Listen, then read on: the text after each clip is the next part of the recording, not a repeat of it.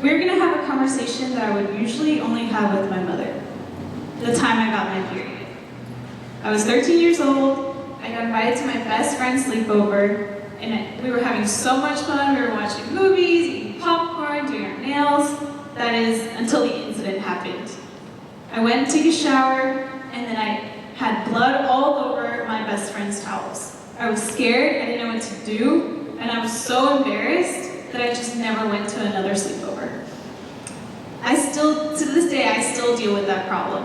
I enjoy going to the gym, but I have to deal with that added struggle of having to shower when on my period. I either have to bring in sanitary wipes, or I have to get a little roll of toilet paper and take it into the shower before even starting to take a shower. We have to stop this. Hi, my name is Mariana, this is my story, and this is Petal. Petal is a towel set that comes with an attached reusable towelette for your vagina.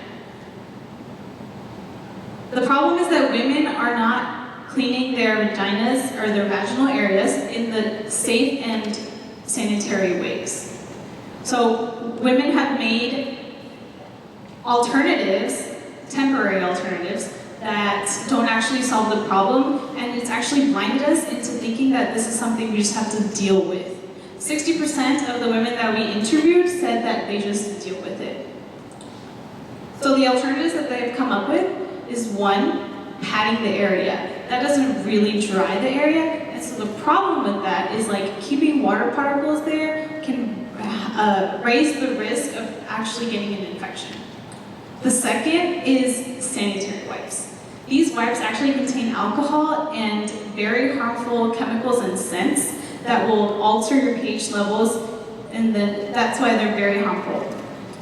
The third is toilet paper, and although this might seem kind of like the easy way out, toilet paper breaks apart very easily when it gets wet. You don't want any of that staying in the vaginal area.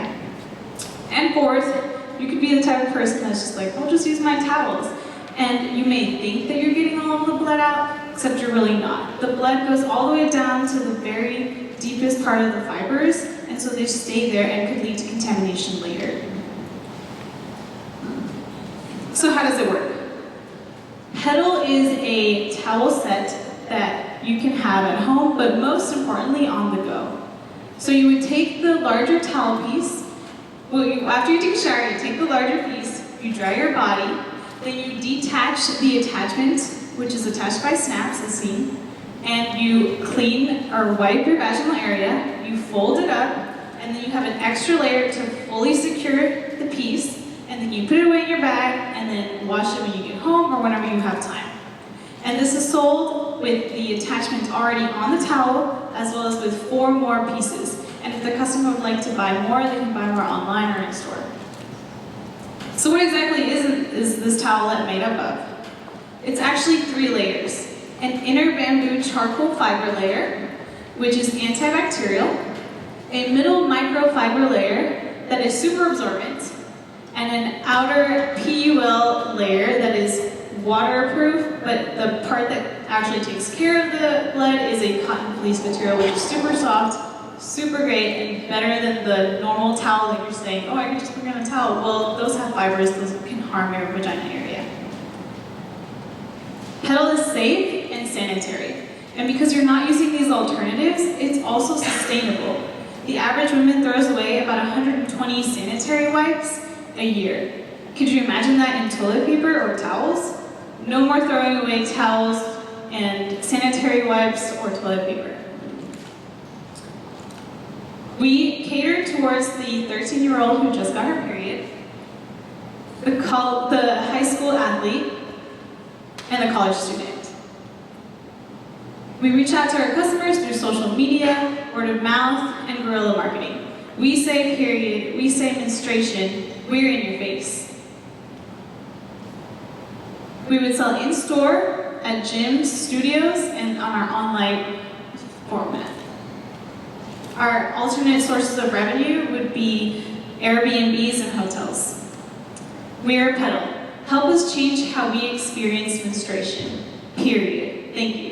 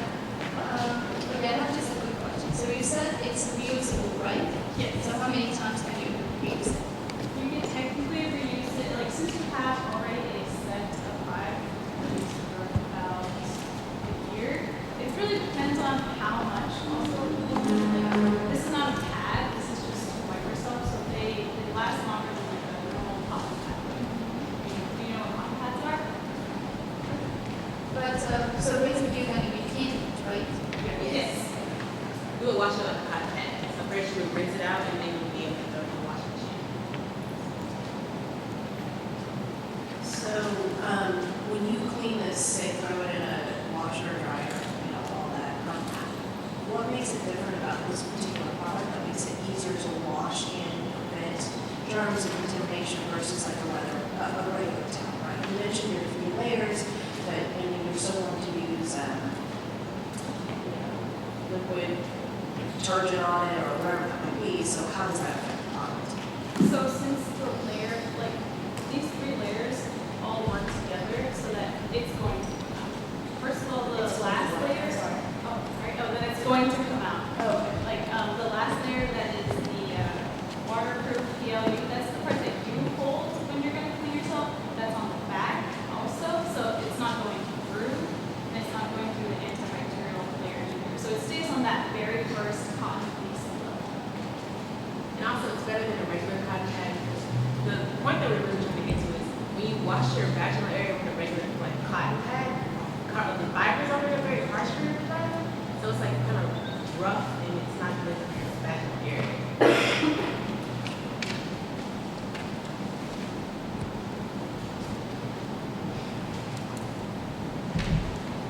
So can you go back to the slide with the larger piece on it? Because I'm trying to okay, yeah. Can you, what part is reusable and how big is this? What are the dimensions of this towel? So I mentioned that the towel is like a full-length towel. That's the big black thing you see. And then the reusable thing is connected. Yeah, that part. So that's the reusable part. And so it's attached to your towel with snaps. So that's what you would snap off, use, put away. And so I would have to bring, if I'm going to the gym, I would bring this whole towel with me. So And would I put that on it before, or would it be, to keep it sanitary, would it be in a sanitary wrapper that I then take off, snap onto that towel, use it, take it off, and then you mentioned when I get home I can wash it, but does it go into a sanitary receptacle, and do you sell that with this item, the towel? Yeah, so for the gym, you typically don't have to take the towel with you, but you can.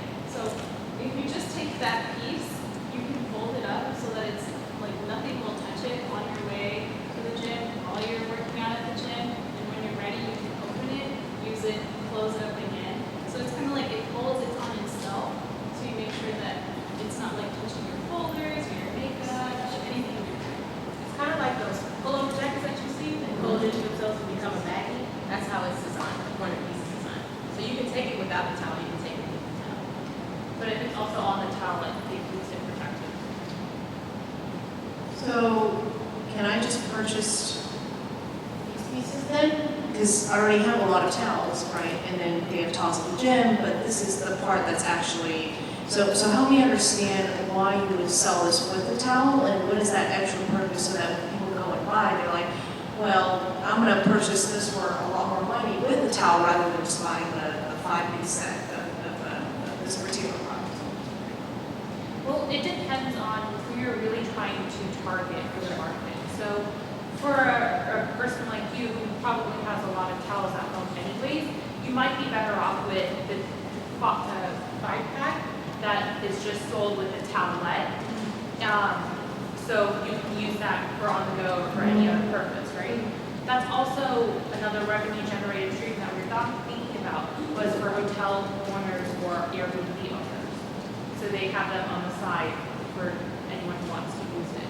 Now, we really are interested in this idea for us as college students because we go to the gym, we have to take a towel and this towelette. We have to take other equipment for the shower treatments. So all that combined together is why we are more interested with the full package. Yeah, like to reiterate, like someone could say, just bring 2 towels. So if this was sold separately, then it's still bringing 2 things. One thing that you can forget. So if this is snapped on, you're only grabbing 1 time. For training.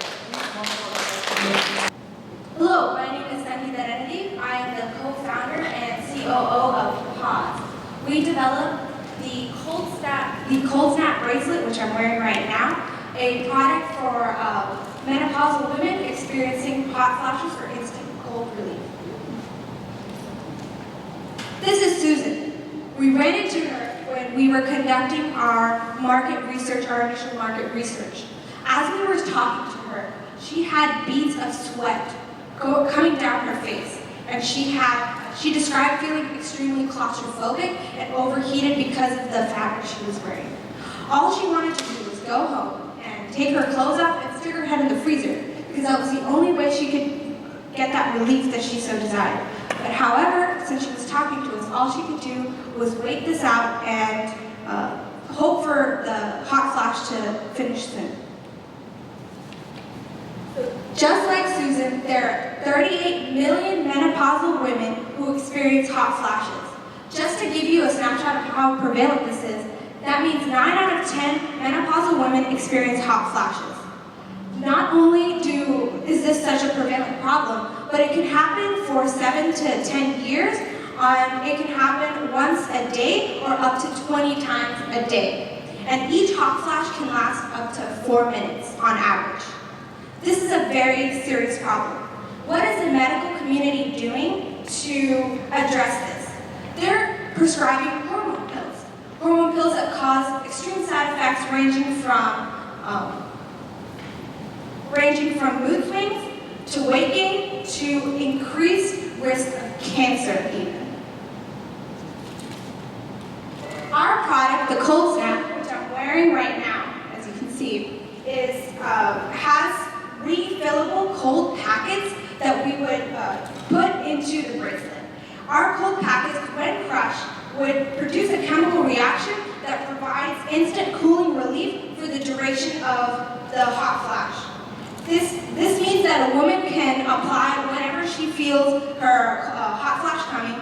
She can apply this bracelet to her forehead, to her neck, to her face, all areas which this instant relief is desperately needed, and she can get that relief. This is a quick, easy relief solution that is convenient and that is effective for these women to use. If Susan subscribed to our service, she would receive a monthly subscription of cold packets that I had mentioned just previously. She would have however many cold packets she needed for the month that is tailored to her needs, and she would place the cold packets that are refillable into the bracelet and into her one-time purchase bracelet. And when she finishes these cold packets, she would put them back into the box she received them from and ship it back to us so we can safely dispose of it. So how would the Susans of this world receive knowledge about our product? The women in this age group, from 45 to 64, primarily go to these problems to their OBGYN primary care providers. So they're a valuable market channel that we can use to get knowledge about our product to the masses. We can also use targeted ads through various platforms, and we can have natural ads placed into women's health magazines. This is our incredible team. They developed our product using their various knowledge specialties. Thank you so much, and our team will be providing questions.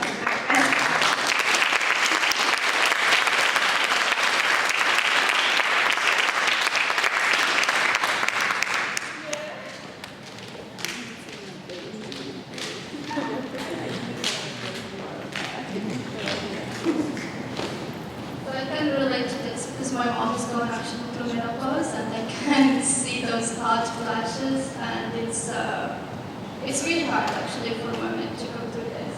But I have some quick questions. So you have cold packs, right? Is that what it's called? Can I actually see the bracelet? Yes.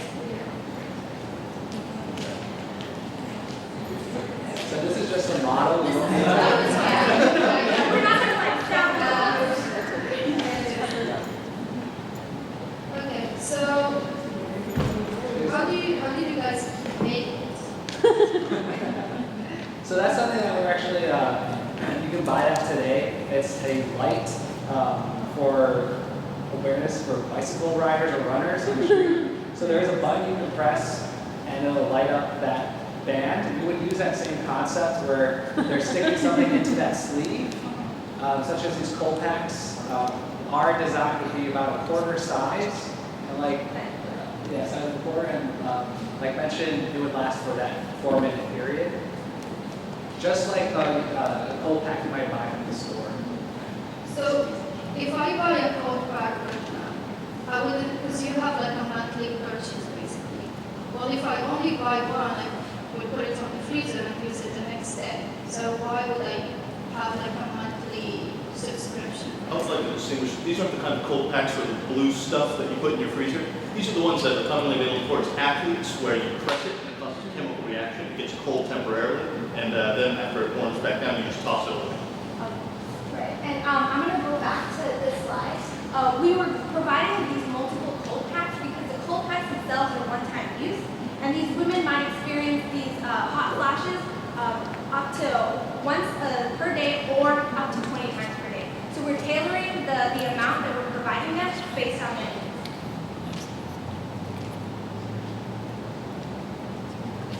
I have a few follow-up questions. Is the whole bracelet the cold pack? Or how do I, like say I'm in a meeting, right, and then all of a sudden, you know, boom, it's coming on. How do I activate this? Is it already placed in there? Am I running around with a cold pack, like on my wrist my whole day? Okay, so you're actually already wearing it. As you can see, she's wearing it on her sleeve, so you can see her wearing it. The reason being is because we don't want to bring much attention to a woman who are having a hot flash, so they'll be like, oh, that woman's having a hot flash. It's very you can get discreet. So the cold packs are in there, but it's not cold all the time. It only activates it when you press one. So you might have like up to 6 cold packs in a bracelet. So let's say you wake up that morning, you put the 6 in there. You know that you have 6 a day. So, you know, one came in the morning, I had already pressed it, and you go through just like And then my next question is why the wrist? Is this a special area where, you know, why not the neck? So one of the reasons why we used the wrist was because of its easy, I guess, ease of use. You can, the hot flash typically starts on average from head down. So this is the area that's most sensitive, face, neck, wrist, right? That's where all the heat diffusion happens. So we put it on the wrist, so necessary. It can provide that cooling relief for the wrist, but they can also be like this and like applied to their forehead, to the back of their neck. It's very discreet. It's not like they're taking like a towel and rubbing their face, right? It's like something that they can sit down and do this. It's also scientifically proven that wrist is the spot on your body that will bring cleanliness down to the rest. Yeah. And then we could also consider having a necklace, so we're thinking about that for future iterations. It would just require more like design, hiring a designer, and it could be a bit of a challenge in terms of offering that to the masses. Right. The bracelet is a more accepted fashion. Yeah, we find that like women will wear like these hair ties on their wrist, but like when it comes to their neck, they're a bit more particular about what they want on there.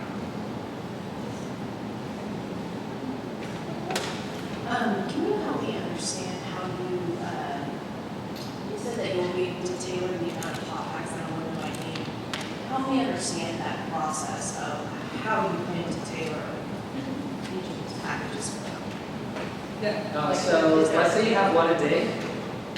Assuming there's 30 days in that month, we would send you 30 cold packs. So help me understand like the information gathering, right? If I Okay, find this on a website, or do I tell me about this? I go to the website.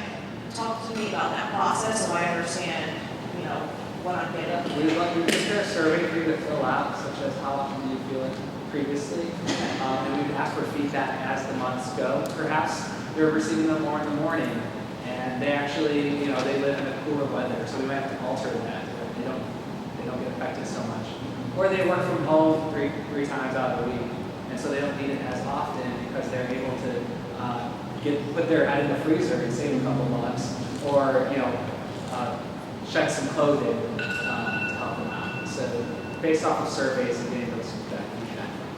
And typically, subscription services have subscription surveys that people would fill out, for whatever they need. I'm thinking of the beauty subscription boxes, you're describing your skin conditions or whatever you want. So we would have something similar since this is a subscription service.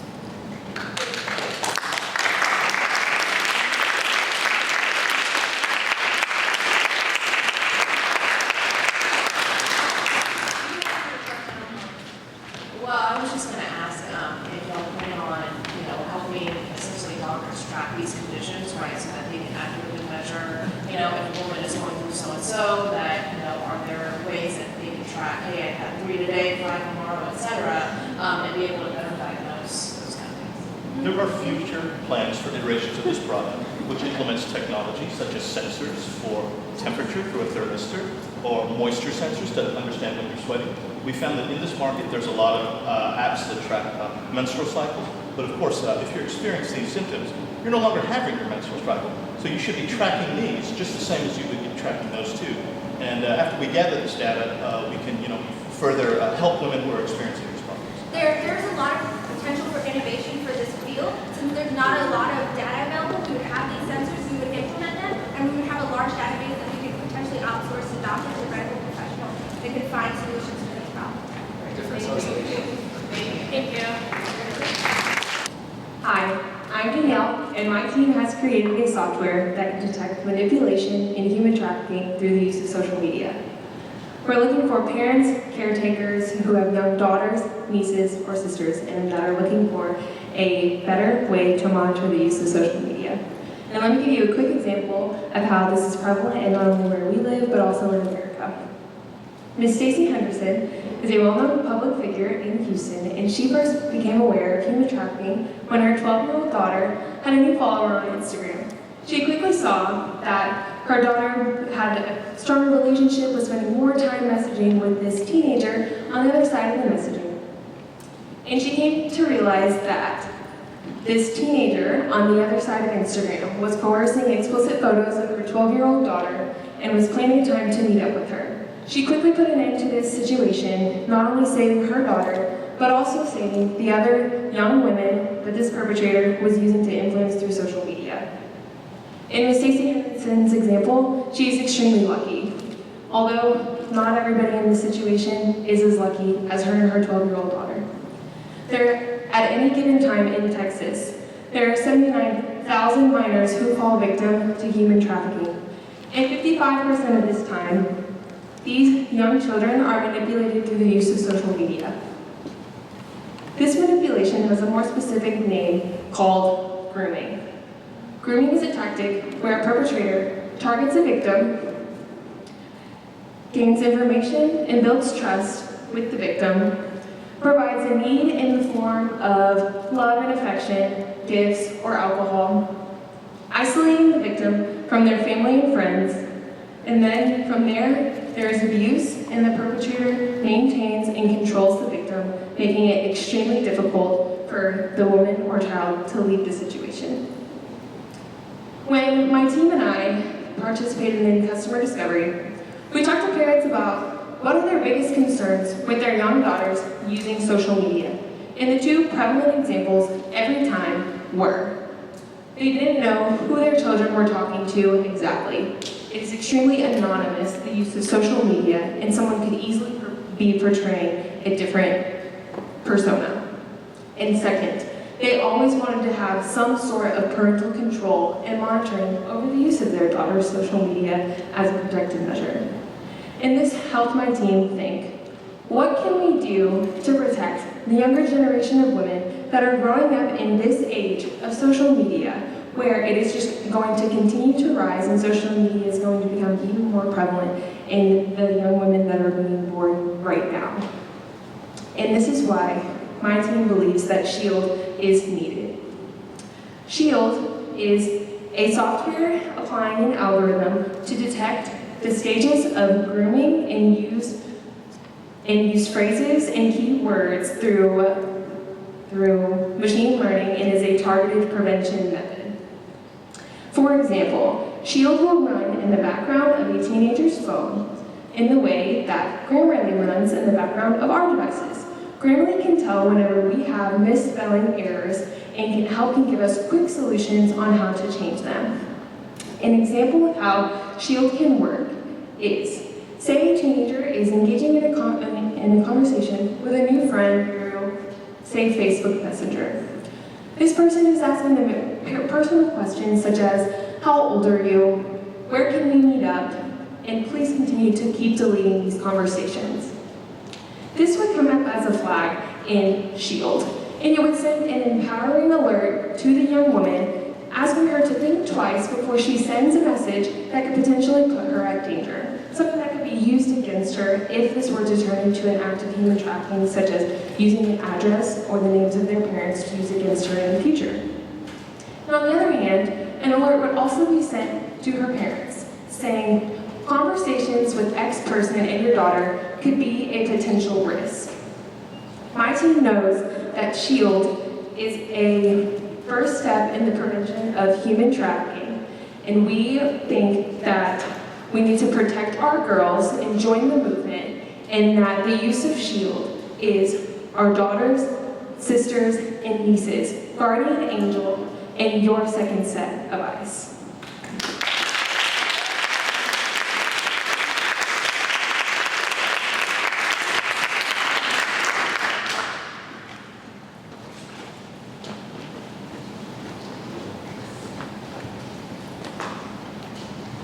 Alright, so SHIELD is, it's going to be an application that you're going to download from the App Store, for example, or something that probably will sell to Apple and it will be integrated on the phone.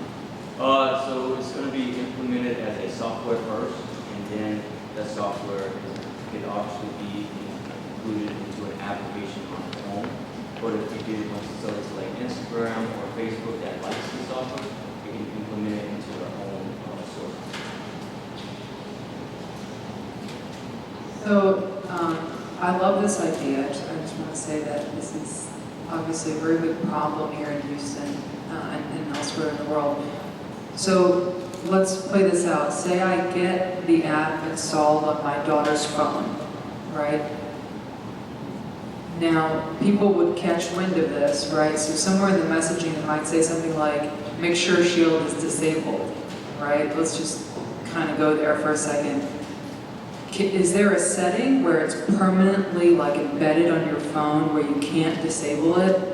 Where even the girl, I kind of imagine a 12-year-old girl, disable SHIELD, what's that? I might not go to my mom and be like, this person who's giving me all this attention is telling me to disable SHIELD. Is there like a parental lock on it where I can't disable it? I think a way that this software could work is, since it's giving an alert to the child and also to the parent, before that ping on that specific person that your daughter is talking to could be removed, it would have to go through parental controls. So you would have to disable it yourself, or it can continue to ping that specific person that your daughter is contacting. And furthermore, the idea that application is first to get the application on your daughter's phone, so there's no way she can sort of like delete SHIELD, but also because we have sort of like key phrases that can be targeted by SHIELD. If the perpetrator does kind of say, oh, delete SHIELD, pause it, that is a red flag, then you can already set a massive ping to your daughter and to your parent alert. And I'd like to add on top of those two things. When we did ask the public, we spoke to preteens, and they are with this type of would enjoy having it on their Tinder or their Bumble or whatever social media app they're using to try to help save them from making decisions that won't help them. The main goal is to empower women being able to say no. Help me understand how you're going to convince these messaging apps, like you just mentioned Tinder and Bumble and Facebook, to integrate this onto essentially their platform. And then also tell me about how you're going to address data privacy issues, right? Because essentially you're screening through all of their words. How do they know that you're not tracking them? How do they know, or should you be tracking them, right? In order to be able to report suspicious behavior back to Facebook or whatever, or even to a parent. So we actually have a slide. So I like we brought up that tracking and stuff. So we did consider that one of our, partnerships or, for our market channel would be like, partnering with local PD and local governments to sort of use this app and to sell this, software, to sell the software too.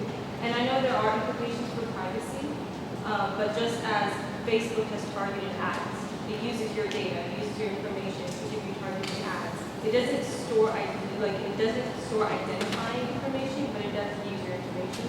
Similarly, this software will do the same thing. wouldn't store identifying information, but would use that information of investment. And also separation from that. If you have the app on your phone, you're deciding what it connects to. So if you wanted to connect to your Facebook, or if you wanted to connect to your Tinder, that is separate from what Tinder and Facebook does. Now, if we sell the software to Facebook and to Tinder, when you download or re-upload Facebook, that's already within the contract fee you allow. So right now, Facebook, Snapchat, Instagram, they link with apps like camera on your phone. You allow that. It allows facial recognition and things like that. So it's already within the program. Help me understand what your target market is. So right now, our initial target market is going to be like parents who have young girls, because the young girls are.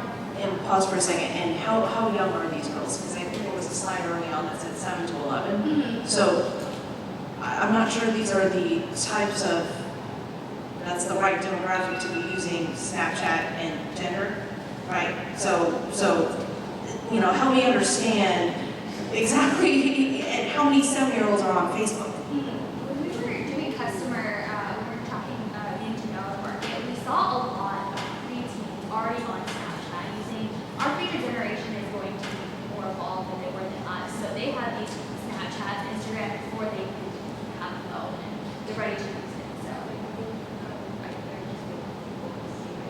So I think in human trafficking and the sex trafficking industry, there is a high demand for the younger girls. You know, the younger girls that are looked at as like virgins or looked at who grow up in that system and really be vulnerable from a very young age. And so with social media on the rise, I think it is projected that like more younger kids are going to have cell phones and be exposed to social media much earlier on, which could be in turn a good thing for this sex trafficking industry, which is what we would like to talk about. and just the ideal for like not to target all of these apps at once, but maybe focus on one application at a time. Because if you want to save like one girl from going into the sex trafficking industry, we can impact her life, and that's sort of our goal is to prevent those conversations and situations escalating. Shazma is a working mother with 2 children. She has no time or energy to prepare a home-cooked meal. Her only quick option is takeout. She feels anxious and guilty that she's not able to provide her kids a fresh, homemade meal. Throughout this weekend, we were able to interview a bunch of customers, and this was the predominant issues that we found. Mothers don't have time for themselves. They struggle balancing their career and their family. And takeout doesn't help much either. They feel like they're not satisfied with the food selections that are currently available. We are Mom Aid. Mom Aid helps working mothers with children under the age of 10 reduce stress and guilt by providing a platform to order ready-made, home-cooked meals unlike your traditional meal prep services. So one thing that we definitely are an advantage on is convenience. We want mothers to be able to plan their meals weeks or even months ahead of time. So instead of stressing on that time of what is going to be on the dinner table, what are my kids going to eat for dinner, we want them to have more control over their free time. Another aspect is customization. We want to create a platform where local chefs can showcase their unique skills and have the ability for customers to respect the dietary conditions that they have. The market. So as a test market, we wanted to start off with Houston. And so we know that Houston has over 800,000 working women, and they also have over 200,000 families with kids under 10 years old. We also had noticed that the average household spends about $3,000 a year for dining out. How are we going to reach these 2 channels? We know that our business is a double-sided market. So from a chef's perspective, in order to contact local chefs, we were going to go to a shared commercial kitchens, cooking classes, and from a customer's perspective for these mothers, we wanted to go on social media platforms as well as community outreach centers and even women co-working spaces to really get to know women who have kids under the age of 10. This is a simple design of what our application would look like. It's a review-based system, and from the customer perspective, they would identify which cook, based upon their bio and their credentials, is suitable for them. And from a cook's perspective, they would be able to share their availabilities and their timings on whether to pick or drop off their food.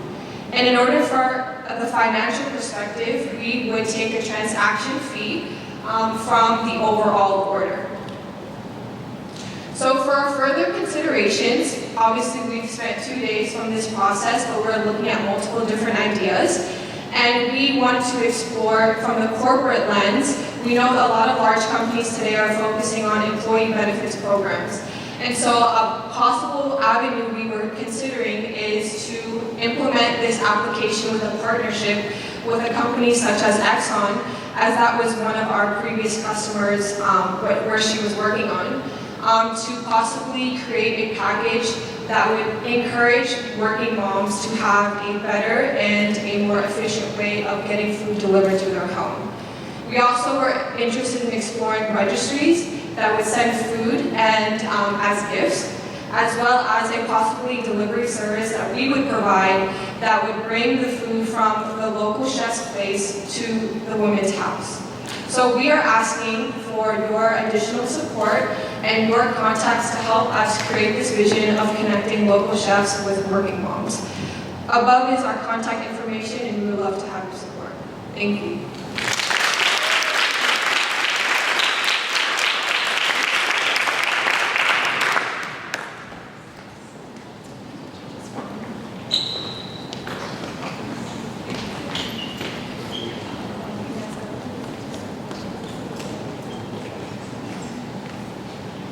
So, I love the name, by the way. It's great. Love it. What do you imagine your differentiator being? I mean, this is a really crowded market, crowded space right now. Is it cost? Is it, explain to me your differentiation. Yeah, so some of the competitors we have right now, like meal prep services, but those provide you the ingredients that you need to make a home cooked meal, but then you would have to actually cook it yourself. So one of our differentiating factors these would be already freshly cooked meals, so whenever you receive at your doorstep, it's ready to eat. Uber Eats, Favor, Blue Apron, they just are on-demand services, but they're also only going to restaurants, so some of them might not have like a healthy aspect to this food. There's only certain selections. So with our app, it can connect you to local chefs that have a different variety of food. It can also feature different cultural foods that you can't really get at certain restaurants. Can you explain your pricing model, where would chefs have to pay a fee to be on your service? Would I pay a fee to subscribe? Is it monthly? Is it per meal? What happens if I want to pause? What's your pricing model? Okay, so right now we're thinking it wouldn't cost money for the chef to go on the platform, but in terms of the transaction between the chef and the customer, we would take out a transaction fee. That's currently what we got, but we are looking at the possibility either a subscription-based or a fee for the cook to become on our platform. And as we take this further, like you said, we will be exploring different revenue models that we can look at and see which one would work best for us, the chefs, and the customers. Help me understand how you plan to quality control all of these meals. Great local chefs are awesome, but I'm sure they also have day jobs, right? So if it's going to be perhaps another stay-at-home mom who makes a great meal and decides to make a little side business out of it, how do you ensure that the meals are cooked according to specification or making sure it's safe? Yeah, absolutely. So we want them to get registered with the Texas Health and Safety Board to make sure that they are up to industry standards, to make sure that they are taking the classes that they need to take to be educated on the safety processes and the cleanliness of running a kitchen. Yes, so in terms of the cook schedules, we wanted, since it is a plan ahead app and it's not a demand app, we want the cooks to be able to choose which days of the week they want to work and what hours are available, what meals they will be serving on certain days, so that the mothers can plan ahead and determine their business. So you mentioned that this is a two-sided marketplace, right? So when you're onboarding these chefs, right, people that I just mentioned who don't have these qualifications, you're essentially creating another barrier to onboarding them onto the platform. So how do you plan to generate enough mass on both sides of the marketplace? Or I guess first of all, how do you generate enough cooks so that there is enough food for the moms who want to get on there? So going back to your first question, we would kind of be similar to what we would streamline the process. So before, on the chef side, they can actually get on the platform and provide their services. We would make sure they do have a certain checklist done, so make sure they are certified, they have all the proper licenses and insurance and liability. So then the customer side, they would know for sure that they're not getting food that wouldn't get contaminated or food that won't be cooked properly in the kitchen. We do already have, the whole idea of this started from like an idea that I already had discovered. Yeah, so basically how this kind of came about is that, me and my mom were like eating dinner one day, and my mom is going out of the country, and she cooks Pakistani food. And so I was thinking, is that how am I going to get access to home-cooked Pakistani food? I didn't want to go to the restaurant and get Pakistani food because it doesn't taste the same. And so there is a woman in our community who makes this food, and she sells it in plates. And so my dad would go pick it up from her house and then bring it here, and we would have home-cooked meals for that week. So take care of that aspect. So the demand is there, and there's people that are looking for local-based cooks with that fresh aspect towards the meals. So our concept for now is just the basic of connecting the chefs and these families to make it more of an enhanced experience for them, kind of make it more efficient. And then later on, we would want to bring on more restaurants, more customers.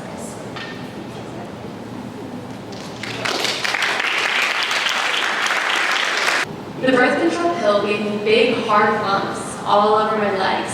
It was terrible and painful. I started having hypertension on the combo pill. One time, I was changing birth control pills, and I actually became pregnant. These are real quotes from real women who wanted to share with us their tough experience in trying to get on the right birth control medication. And the list of symptoms that they have to face is really unimaginable. In fact, 50% of women in the United States, ages 16 to 50, are saying that they're concerned about the side effects before they even start their first prescription. And side effects is the #1 reason that people are choosing to switch or discontinue their birth control.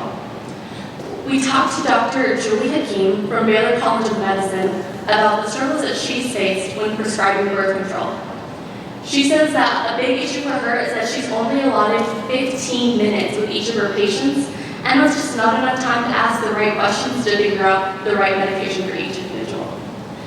So we asked her, are there any kind of screening tools available to you so that you can get more information to be able to prescribe the right kind? And she said, not really. It's mainly trial and error. That's where Marcepta comes in. We are a comprehensive software system that streamlines the birth control experience for both the doctor and the patient. We have a 3-step process, starting with our pre-consultation screening, which is basically a questionnaire that the woman will fill out before even meeting with her physician in person.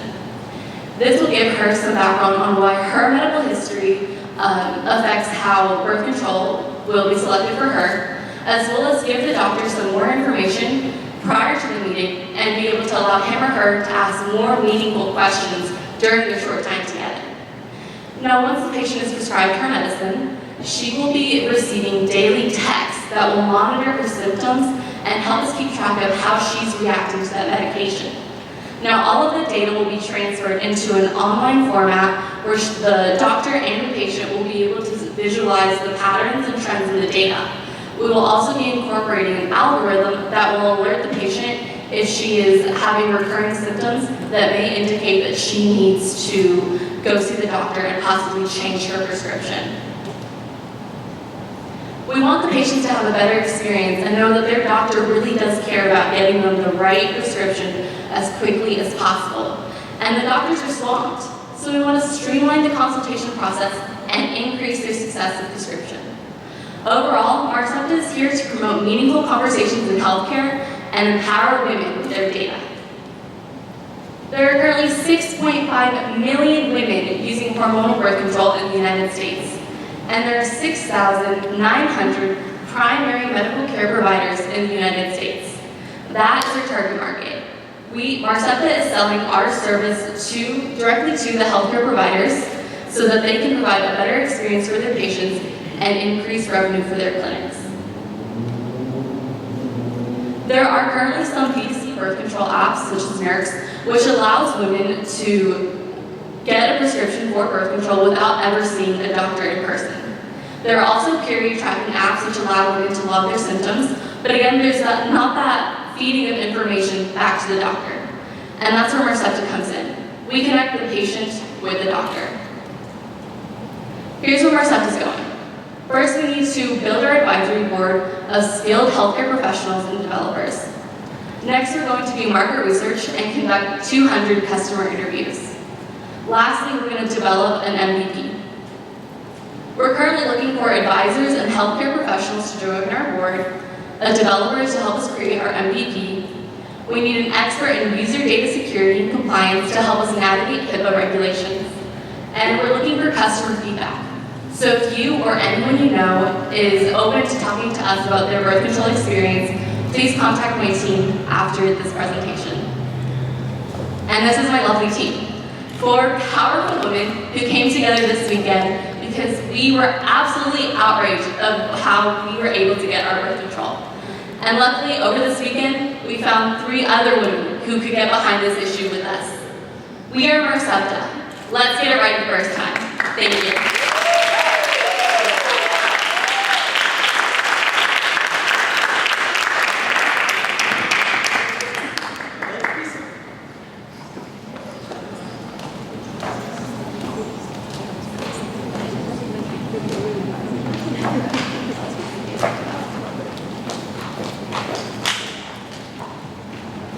So, and help me if this is wrong in my mind, who is texting back to the patient? So we're using a chatbot basically to just check in every day. It's a pretty standardized message that will send them a list of symptoms that are most commonly experienced. Then the patient can use a number to indicate which one they're experiencing, as well as how severe the symptoms are. There's also an additional notes section just so that when it's on the calendar or something, you can check what happened that day. And then as the doctor, I'm expected to read through all the chatbot messages before my 15 minutes with all the patients I'm seeing. No, so that's why we have the third platform, which is the web-based tool where you can visualize. It'll put it into charts and a dashboard, and it'll be a lot more effective and quick. And that's also why we have the algorithm to alert the patient if there is an issue and that she needs to go back and make an appointment. So I'm so confused on the real-time updating for the doctor. Does the doctor get a report prior to my meeting with her, or is it purely for the patient to see? So the dashboard is actually meant to be available to both the doctor and the patient. So the doctor will get a quick visualization, and the patient can see the data as well and point out things that are really significant to her. And if they need to dig in deeper, that's something they can try to check on specific things or set another appointment or whatever. So, could it potentially plug into the health record and just get into the notes so it's already in there? Have you heard of a company called MurX? MurX. They just raised $32 million Series C. They deliver birth control direct to consumer. So one of the questions, the question I have is, how does this make the difficulty of going to get birth control and changing birth control more simple, other than notifying the doctor in advance before they go to the physician? Could you have a platform where if you're experiencing something, these notes go in and your nurse gets an alert, or and then they can send you a new one based on your symptoms? because the problem is going to the doctor. My OBGYN can never see me within a month, that kind of thing. So we thought about the real problem and what, on both sides, what the difficulty is. You know, does an OBGYN want to see you just to change your birth control? Yeah, so that's Wasting what we're time. looking at more. We would like to speak with more people to figure out how to best solve that problem. We do recognize that that's an issue. The more that women are able to change their prescription faster, that's really what we want. We believe that this constant tracking will, if the doctor does receive the alert, it will help the doctor or a nurse practitioner make that decision. Maybe they don't even need an appointment, but it's to create that data, to bridge the data gap so that the decisions can be made more effectively.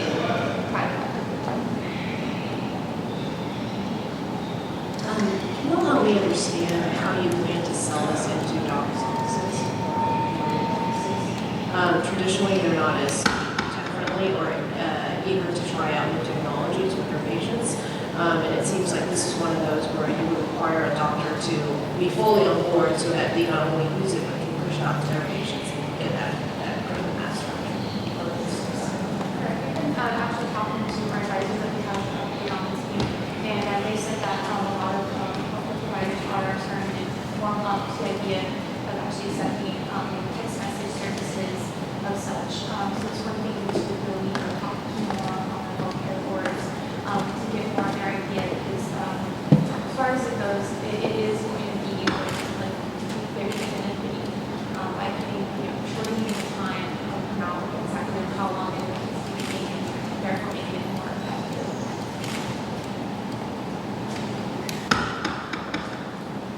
And follow-up question, you mentioned that you plan on integrating all of the data that's captured, say, from the customer side into the medical records that the doctors can see. How do you understand how you plan to integrate your data and information into their EMRs? So we do plan, we hope to be able to partner with OneChart, which is very common for doctors, and that's a way that we would be able to directly integrate that with their current chart.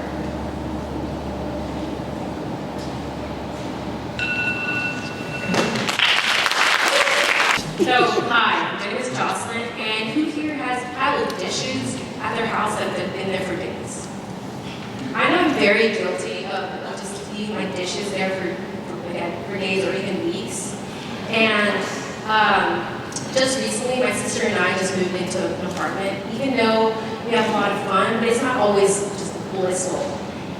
So not too long ago, when my sister picked me up from Canyon, so Friday, I noticed when I got into the car, there was this just really weird, awkward silence. Because I knew that she knew that I knew that I didn't do the dishes. So, the solution is magic. No, just kidding. It's communication. We're providing an app. Oh, yeah. So we're providing an app that allows partners entering a new household to share and communicate effectively of household chores. So we are chores. I'm sorry. So Game of Chores is a way to divide household chores by giving people the opportunity to quantify their efforts, and this app will allow partners or anyone who are cohabiting to download the app and set tasks for what's needed to be done.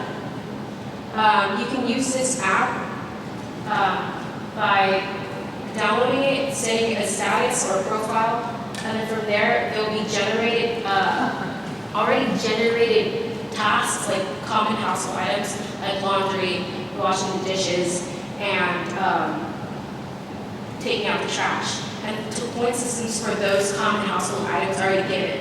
But let's say your household has very unique tasks, like let's say you need to empty out the kitty litter. There's not everyone has cats, so you should just pretty much add that on and then give yourself a value for that.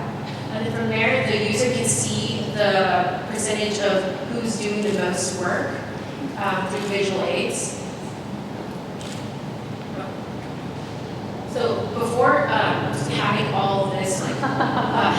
will ask you questions on what's needed to be done, who's in your household, and what unique things are needed to get done throughout the day or week. So our incentives to complete this is that after weekly or bi-weekly, depending on how you want to do this, is that whoever's the winner can choose either the date or the event they want to go to. And then from there, we'll give you like referrals and discounts from whatever you want to do. Let's say I want to go to the movies, and I win such event. I'll get a referral to like maybe $5 off for popcorn, and that's how we'll get revenue from the app.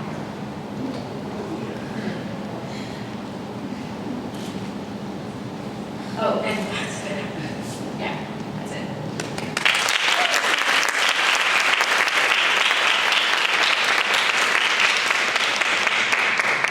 Yes.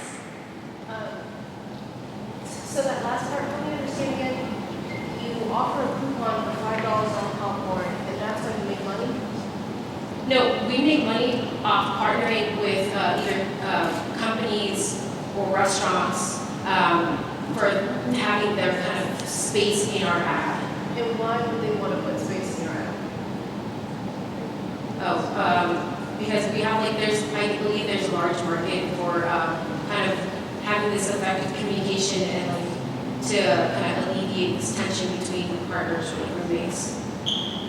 How does putting the chores into this not become a chore? Because I do so much, and my husband always wants like a trophy when he uses trash out, I don't think about it. I don't tell him about the other 10 times I use trash out. So for me to have to put That I took the trash out into this app would be a chore. Oh, can you just yeah, how do you incentivize the people, how do you not make this app another chore? Like I have to, instead of just getting shit done, then I have to then go back and show my husband. You know, then I have to spend the time and say, see, I told you I do more. So that would be like work for me, I guess. Like what's the incentive for me to do this? Well, one of the things that we're trying to eliminate is like conflict, because this will be for a third party stage. So both you and your partner don't have to install it. It would just be a good thing for your partner to visualize when they install it, to see those eye charts and to see those visuals, and to get a good sense of what you're doing and also what they're doing. But if they don't install the third party app, will send them notifications like, oh, your wife has been doing more of the dishes this week, and maybe it'll be good if you did the dishes this week instead of maybe not rest. Yeah, so we believe strongly in positive reinforcement and also bragging rights. Hopefully through either texting if you don't want to download the app, or actually if you do use the app, you kind of see this visual aid. So, suddenly, like, I guess it's in order to help with the effective communication, instead of you perhaps encouraging your husband to take out the trash. Your app will encourage him to. There you go. Can you help me understand your target market? Like, I understand you said farmers. I mean, are these like 20 millennials, 25 to 35-year-olds living in apartments? Are they living in houses? Like, what does that market look like? Well, currently we're targeting people who have just moved together because we found that they have a hard time communicating, especially women. They find it hard to, they take on gender roles. They don't want to cause conflict because they don't want to see us sit there being mad. Sure. So why can't they just go out and hire someone? I mean, there is an app out there that comes to your apartment and cleans and, washes your dishes for $10. Oh, that everyone has that money. That's like, so that's why I wanted to understand what market you're going after, right? Are they working women? Are they undergraduates who just moved into an apartment? What is that? They're partners who may have just moved in and stayed, like roommates. So when we were doing the research, we were generally looking at like recently married couples, and then we noticed that women take on 17 hours of household labor, household chores within a week, while men only take 13. That's 4 hours difference. And as career women, we're having more, our time is more valuable. So we're really targeting, I guess, couples. Like, Yeah, if you're a couple though, you have dual income. Yeah. And so actually all the things I read is like, your time is valuable, so don't feel bad spending money on a cleaning service. And then So that reduces the fighting. Yeah. I think like when I lived in DC, in my first apartment, I had 2 roommates. And you're right, I didn't want to tell the girl, like, please do take your trash out. So we would fight about that. So I think that might be a great one. We also did research on how much an average maid service costs. It can be up to as high as $44,000 a year to 15. So I agree with what's been said. Actually, I thought of another kind of target market, schools, right? So I used to work in a high school, and we had an interesting system of discipline, right? If you didn't have your tie straightened, you had a demerit and stuff. So I'm wondering, have you thought about putting this out to schools and making kind of the classroom management and the whole, pick an item up of trash or help keep our community clean? If you've thought about that as far as not just rewarding the good behavior, but also punishing the bad behavior, and how you would keep track of that. It's the same kind of concept as people living together, but it's on a larger scale, and there may be more potential to make more money when it's on a larger scale. I think the most similar avenue is doing families, so mothers who have children, and incentivizing those children to do their room chores.